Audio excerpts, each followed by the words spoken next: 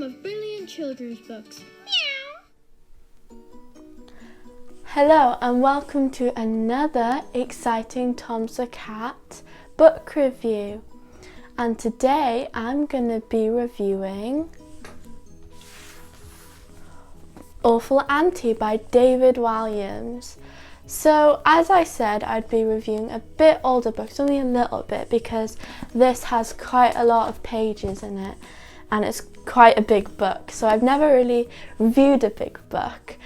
If you're wondering, I'm not outside this time because if you can see, it's not exactly right for the videoing. So yeah, so I'm going to read the blurb. Stella Saxby is the heir to Saxby Hall, but awful Aunt Alberta and her aunt owl and her giant owl will stop it at nothing to get it from her. Luckily, Stella has a secret and slightly spooky weapon up her sleeve.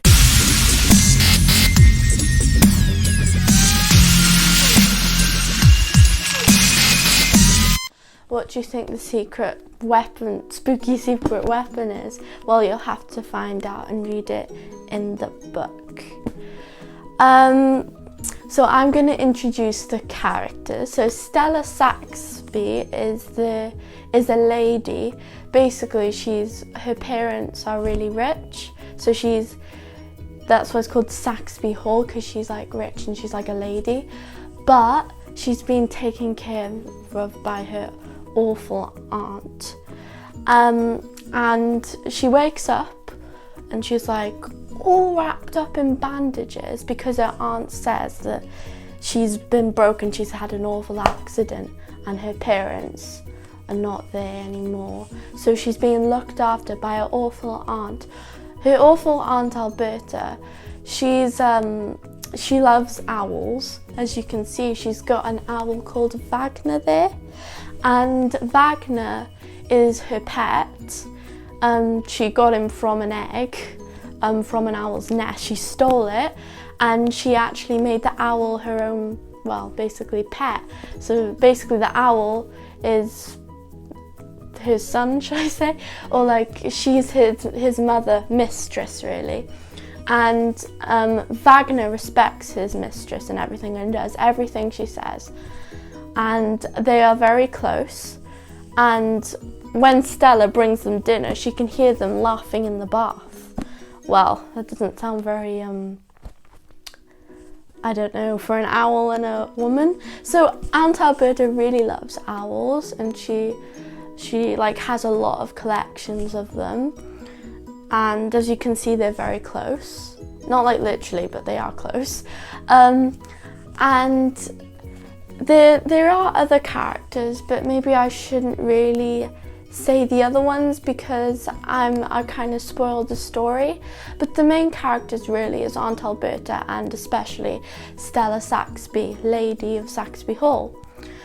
So Stella had been in an awful car crash. I'm not going to say any more in case I spoil things. And well, she's been looked after by an awful aunt, really awful. Like, awful Aunt Alberta tries to get her to sign a form because her dad assigned it to Estella, so Estella can actually have Saxby Hall because, well, he's passed away and her mother has. And Aunt Alberta tries to get Stella to sign it to her because her brother basically Aunt Alberta, Stella's dad's sister, her dad doesn't trust Aunt Alberta to run Saxby Hall, so he assigned it to his daughter, Stella Saxby.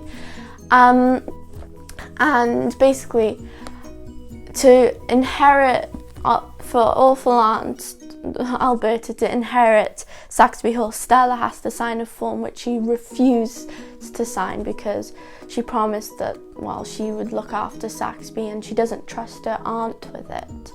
Now you probably find out what she does with it in the book, or if Stella actually signs the form.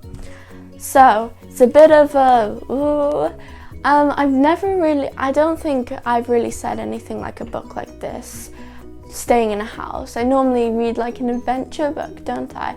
But this time she tries to escape and she's stuck in her, house, and Awful Aunt, Alberta, is looking after her.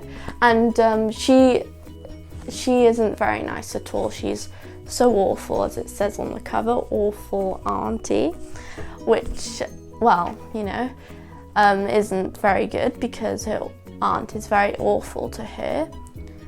And she's like pretending to be nice to Estella, but she's not really.